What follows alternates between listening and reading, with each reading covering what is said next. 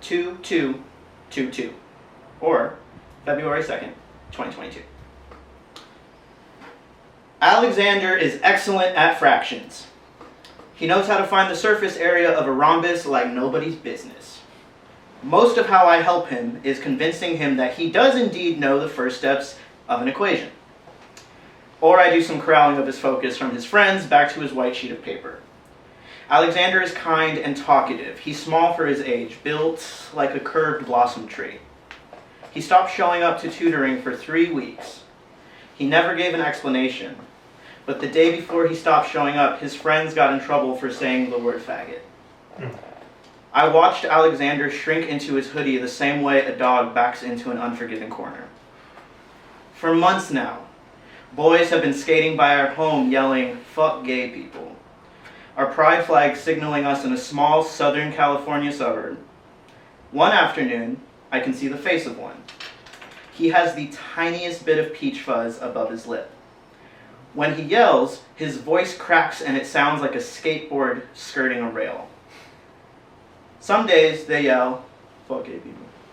Some days they just yell, "Faggot." Most days, they do this when the sun is still up. I can't help but think they're still abiding by their parents' curfew.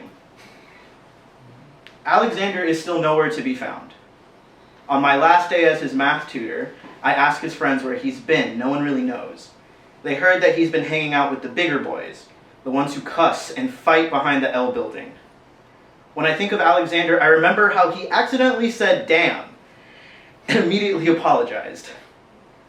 I think of how he had the tiniest bit of peach fuzz starting to grow above his lip. I think of how easily his sleeves folded over his hands. On my last day as a math tutor, I find myself in the emergency room. Wrist fracture, pulmonary bruising, and a concussion. My intake nurse asks what kind of accident I was in. I explain that a group of boys plowed their skateboards into me. She says, that a group of boys plowed their skateboards into me, that they yelled, "Fuck gay people," while they did it. She says she would have hit them with her car. She says that's the nicer outcome those kids would have gotten.